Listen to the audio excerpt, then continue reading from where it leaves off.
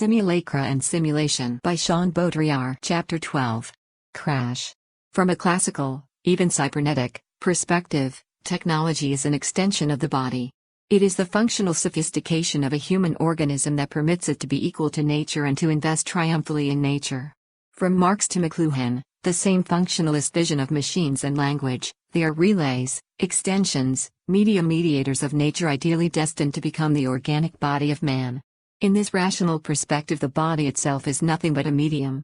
On the other hand, in the apocalyptic and Baroque version of Crash, footnote 1, technology is the mortal deconstruction of the body, no longer a functional medium, but the extension of death, the dismemberment and cutting to pieces, not in the pejorative illusion of a lost unity of the subject, which is still the horizon of psychoanalysis, but in the explosive vision of a body delivered to symbolic wounds, of a body confused with technology in its violating and violent dimension, in the savage and continual surgery that violence exercises, incisions, excisions, scarifications, the chasms of the body, of which the sexual wounds and pleasures of the body are only a particular case, and mechanical servitude in work, its pacified caricature, a body without organs or pleasure of the organs, entirely subjected to the mark, to cutting, to the technical scar, under the shining sign of his sexuality without a referential and without limits.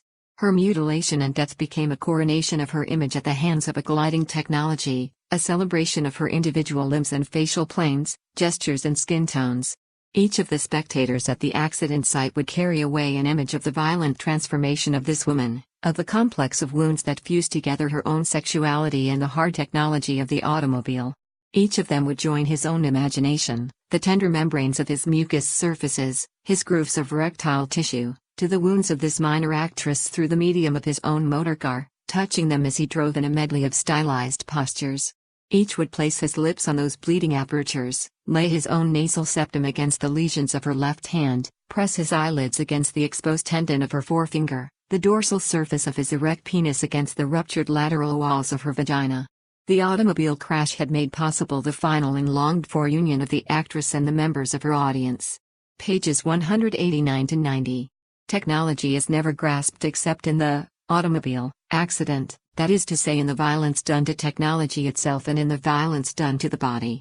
It is the same, any shock, any blow, any impact, all the metallurgy of the accident can be read in the semiurgy of the body, neither an anatomy nor a physiology, but a semiurgy of contusions, scars, mutilations, wounds that are so many new sexual organs opened on the body. In this way, gathering the body as labor in the order of production as opposed to the dispersion of the body as anagram in the order of mutilation. Goodbye erogenous zones, everything becomes a whole to offer itself to the discharge reflex. But above all, as in primitive initiation tortures, which are not ours, the whole body becomes assigned to offer itself to the exchange of bodily signs. Body and technology diffracting their bewildered signs through each other. Carnal abstraction and design. No effect behind all that, no psychology, no flux or desire, no libido or death drive. Naturally, death is implicated in an unlimited exploration of the possible violence done to the body, but this is never, as in sadism or masochism, with an express and perverse aim of violence, a distortion of meaning and of sex, in relation to what? No repressed unconscious effects or representations, except in a second reading that would still re-inject a forced meaning, based on the psychoanalytic model. The non-meaning, the savagery, of this mixture of the body and of technology is imminent, it is the immediate reversion of one to the other, and from this results a sexuality without precedent, a sort of potential vertigo linked to the pure inscription of the empty signs of this body. Symbolic ritual of incision and marks, like the graffiti on New York subways. Another point in common, it is no longer a question, in Crash, of accidental signs that would only appear at the margins of the system. The accident is no longer this interstitial bricolage that it still is in the highway accident, the residual bricolage of the death drive for the new leisure classes. The car is not the appendix of a domestic, immobile universe, there is no longer a private and domestic universe, there are only incessant figures of circulation, and the accident is everywhere, the elementary, irreversible figure, the banality of the anomaly of death. It is no longer at the margin, it is at the heart. It is no longer the exception to a triumphal rationality, it has become the rule, it has devoured the rule. It is no longer even the accursed share, the one conceded to destiny by the system itself, and included in its general reckoning. Everything is reversed. It is the accident that gives form to life, it is the accident, the insane, that is the sex of life. And the automobile, the magnetic sphere of the automobile, which ends by investing the entire universe with its tunnels, highways, toboggans, exchangers, its mobile dwelling as universal prototype, is nothing but the immense metaphor of life. Dysfunction is no longer possible in a universe of the accident, therefore no perversion is either. The accident, like death, is no longer of the order of the neurotic, the repressed, the residual or the transgressive, it is the instigator of a new mode of non-perverse pleasure, contrary to the author himself, who speaks in the introduction of a new perverse logic. One must resist the moral temptation of reading Crash as perversion, of a strategic organization of life that starts from death. Death, wounds, mutilations are no longer metaphors of castration, exactly the opposite, not even the opposite. Only the fetishistic metaphor is perverse, seduction via the model, via the interposed fetish, or via the medium of language. Here, death and sex are read on the same level as the body, without phantasms, without metaphor, without sentences, different from the machine of the penal colony, where the body in its wounds is still only the support of a textual inscription. Thus one, Kafka's machine, is still Puritan, repressive, a signifying machine. Deleuze would say, whereas the technology in Crash is shining, seductive, or dull and innocent. Seductive because denuded of meaning, and because it is the simple mirror of torn-up bodies. And one's body is in its turn the mirror of bent chrome, of crumpled fenders, of sheet iron stained with sperm. Bodies and technology combined, seduced, inextricable. As Von turned the car into a filling station courtyard, the scarlet light from the neon sign over the portico flared across these grainy photographs of appalling injuries, the breasts of teenage girls deformed by instrument binnacles, the partial mammoplasties. Nipples sectioned by manufacturers' dashboard medallions, injuries to male and female genitalia caused by steering wheel shrouds, windshields during ejection. A succession of photographs of mutilated penises, sectioned vulvas and crushed testicles passed through the flaring light as Von stood by the girl filling station attendant at the rear of the car, jocularly talking to her about her body. In several of the photographs the source of the wound was indicated by a detail of that portion of the car which had caused the injury. Beside a casualty ward photograph of a bifurcated penis was an inset of a handbrake unit, above a close-up of a massively bruised vulva was a steering wheel boss and its manufacturer's medallion. These unions of torn genitalia and sections of car body and instrument panel formed a series of disturbing modules, units in a new currency of pain and desire. p. 134. Each mark, each trace, each scar left on the body is like an artificial invagination. Like the scarifications of savages, which are always a vehement response to the absence of the body. Only the wounded body exists symbolically, for itself and for others. Sexual desire is never anything but the possibilities bodies have of combining and exchanging their signs. Now, the few natural orifices to which one usually attaches sex and sexual activities are nothing next to all the possible wounds, all the artificial orifices, but why artificial? All the breaches through which the body is reversibilized and, like certain topological spaces, no longer knows either interior nor exterior. Sex as we know it is nothing but a minute and specialized definition of all the symbolic and sacrificial practices to which a body can open itself, no longer through nature, but through artifice, through the simulacrum, through the accident. Sex is nothing but this rarefaction of a drive called desire on previously prepared zones. It is largely overtaken by the fan of symbolic wounds, which is in some sense the anagrammatization of sex on the whole length of the body, but now precisely, it is no longer sex, it is something else. Sex, itself, is nothing but the inscription of a privileged signifier and some secondary marks, nothing next to the exchange of all the signs and wounds of which the body is capable. The savages knew how to use the whole body to this end, in tattooing, torture, initiation. Sexuality was only one of the possible metaphors of symbolic exchange, neither the most significant, nor the most prestigious, as it has become for us in its obsessional and realistic reference, thanks to its organic and functional character, including an orgasm. As the car traveled for the first time at 20 miles an hour, Von drew his fingers from the girl's vulva and anus, rotated his hips and inserted his penis in her vagina. Headlamps flared above us as the stream of cars moved up the slope of the overpass. In the rearview mirror I could still see Von and the girl, their bodies lit by the car behind, reflected in the black trunk of the Lincoln and 100 points of the interior trim. In the chromium ashtray I saw the girl's left breast and erect nipple. In the vinyl window gutter I saw deformed sections of Vaughn's thighs and her abdomen forming a bizarre anatomical junction. Vaughn lifted the young woman astride him, his penis entering her vagina again. In a triptych of images reflected in the speedometer, the clock and revolution counter, the sexual act between Vaughn and this young woman took place in the hooded grottos of these luminescent dials, moderated by the surging needle of the speedometer. The jutting carapace of the instrument panel and the stylized sculpture of the steering column shroud reflected a dozen images of her rising and falling buttocks. As I propelled the car at 50 miles an hour along the open deck of the overpass, Vaughn arched his back and lifted the young woman into the full glare of the headlamps behind us. Her sharp breasts flashed within the chromium and glass cage of the speeding car. Vaughn's strong pelvic spasms coincided with the thudding passage of the lamp standards anchored in the overpass at 100-yard intervals. As each one approached, his hips kicked into the girl, driving his penis into her vagina, his hands splaying her buttocks to reveal her anus as the yellow light filled the car. R143. Here, all the erotic terms are technical. No ass, no dick, no cunt, but the anus, the rectum, the vulva, the penis, coitus. No slang, that is to say no intimacy of sexual violence, but a functional language, the adequation of chrome and mucus as of one form to another. The same goes for the correspondence of death and sex. It is more as if they are covered together in a sort of technical super design than articulated according to pleasure. Besides, it is not a question of orgasm, but of pure and simple discharge. And the coitus and sperm that traverse the book have no more sensual value than the filigree of wounds has violent meaning, even metaphorically speaking. They are nothing but signatures. In the final scene, X imprints the car wrecks with his sperm.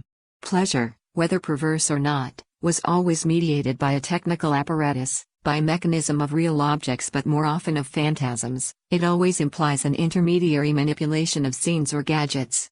Here, pleasure is only orgasm, that is to say, confused on the same wavelength with the violence of the technical apparatus, and homogenized by the only technique, one summed up by a single object, the automobile. We had entered an immense traffic jam. From the junction of the motorway and Western Avenue to the ascent ramp of the flyover, the traffic lanes were packed with vehicles, windshields bleaching out the molten colors of the sun setting above the western suburbs of London. Brake lights flared in the evening air, glowing in the huge pool of cellulose bodies. Vaughn sat with one arm out of the passenger window. He slapped the door impatiently, pounding the panel with his fist. To our right, the high wall of a double-decker airline coach formed a cliff of faces. The passengers at the windows resembled rows of the dead looking down at us from the galleries of a columbarium.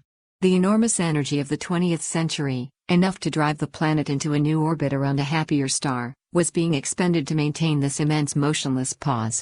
p. 151. Around me, down the entire length of Western Avenue, along both ramps of the flyover, stretched an immense congestion of traffic held up by the accident. Standing at the center of this paralyzed hurricane, I felt completely at ease, as if my obsessions with the endlessly multiplying vehicles had at last been relieved. p. 156. Yet in Crash, another dimension is inseparable from the confused ones of technology and of sex, united in a work of death that is never a work of mourning. It is that of the photograph and of cinema. The shining and saturated surface of traffic and of the accident is without depth, but it is always doubled in Vaughn's camera lens. The lens stockpiles and hoards accident photos like dossiers. The general repetition of the crucial event that it foments, his automobile death and the simultaneous death of the star in a collision with Elizabeth Taylor, a crash meticulously simulated and refined over a period of months, occurs outside a cinematographic take. This universe would be nothing without this hyperreal disconnection. Only the doubling, the unfolding of the visual medium in the second degree can produce the fusion of technology, sex, and death. But in fact, the photograph here is not a medium, nor is it of the order of representation. It is not a question of a supplementary abstraction of the image, nor of a spectacular compulsion, and Vaughn's position is never that of the voyeur or the pervert. The photographic film, like transistorized music in automobiles and apartments, is part of the universal, hyperreal, metallized, and corporeal layer of traffic and flows. The photo is no more of a medium than technology or the body. All are simultaneous in a universe where the anticipation of the event coincides with its reproduction, indeed with its real production. No more temporal depth either. Just like the past, the future ceases to exist in turn. In fact, it is the eye of the camera that is substituted for time, just as it is for any other depth, that of affect, space, language. It is not another dimension, it simply signifies that this universe is without secrets. The mannequin rider sat well back, the onrushing air lifting his chin. His hands were shackled to the handlebars like a kamikaze pilot's. His long thorax was plastered with metering devices. In front of him, their expressions equally vacant, the family of 4 mannequins sat in their vehicle. Their faces were marked with cryptic symbols. A harsh whipping noise came toward us, the sound of the metering coils skating along the grass beside the rail. There was a violent metallic explosion as the motorcycle struck the front of the saloon car. The 2 vehicles veered sideways towards the line of startled spectators. I regained my balance, involuntarily holding Bond's shoulder, as the motorcycle and its driver sailed over the bonnet of the car and struck the windshield, then careened across the roof in a black mass of fragments. The car plunged 10 feet back on its hawsers. It came to rest astride the rails. The bonnet, windshield and roof had been crushed by the impact. Inside the cabin, the lopsided family lurched across each other, the decapitated torso of the front seat woman passenger embedded in the fractured windshield. Shavings of fiberglass from its face and shoulders speckled the glass around the test car like silver snow, a death confetti. Helen Remington held my arm. She smiled at me, nodding encouragingly as if urging a child across some mental hurdle. We can have a look at it again on the Ampex. They're showing it in slow motion. p. 124-25. In Crash, everything is hyperfunctional, since traffic and accident, technology and death, sex and simulation are like a single, large synchronous machine. It is the same universe as that of the hypermarket, where the commodity becomes hypercommodity, that is to say itself always already captured, and the whole atmosphere with it, in the incessant figures of traffic. But at the same time, the functionalism of Crash devours its own rationality, because it does not know dysfunction. It is a radical functionalism that reaches its paradoxical limits and burns them. At once it again becomes an indefinable, therefore fascinating, object. Neither good nor bad, ambivalent. Like death or fashion, it becomes all of a sudden an object at the crossroads, whereas good old functionalism, even contested, no longer is at all. That is to say, it becomes a path leading more quickly than the main road, or leading where the main road does not lead, or, better yet, and to parody Latre in a pataphysical mode, a path leading nowhere, but leading there faster than the others.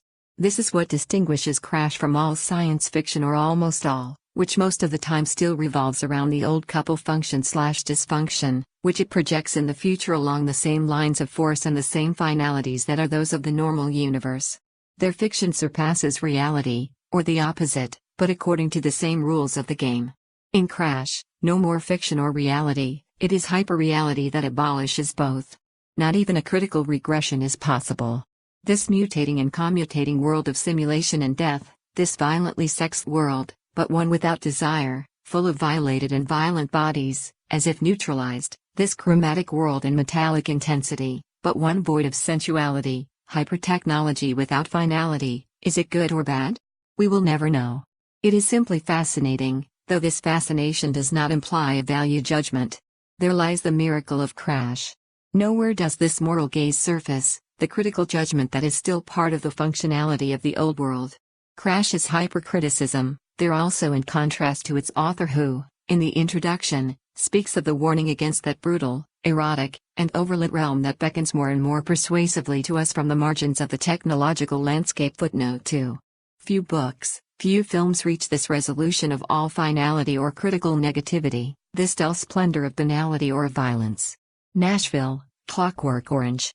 After Borges, but in another register, Crash is the first great novel of the universe of simulation, the one with which we will all now be concerned, a symbolic universe, but one which, through a sort of reversal of the mass-mediated substance, neon, concrete, car, erotic machinery, appears as if traversed by an intense force of initiation. The last of the ambulances drove away, its siren wailing. The spectators returned to their cars, or climbed the embankment to the break in the wire fence. An adolescent girl in a denim suit walked past us, her young man with an arm around her waist. He held her right breast with the back of his hand, stroking her nipple with his knuckles. They stepped into a beach buggy slashed with pennants and yellow paint and drove off, horn hooting eccentrically. A burly man in a truck driver's jacket helped his wife up the embankment, a hand on her buttocks. This pervasive sexuality filled the air, As if we were members of a congregation leaving after a sermon urging us to celebrate our sexualities with friends and strangers, and were driving into the night to imitate the bloody Eucharist we had observed with the most unlikely partners. R. 157. Footnotes. Footnote 1. J. G. Ballard, Crash, New York, Farrar, Straus, and Giroux, 1973. Footnote 2. This introduction first appeared in the French edition published in Paris by Clam and Levy in 1974. Trans. End of chapter 12.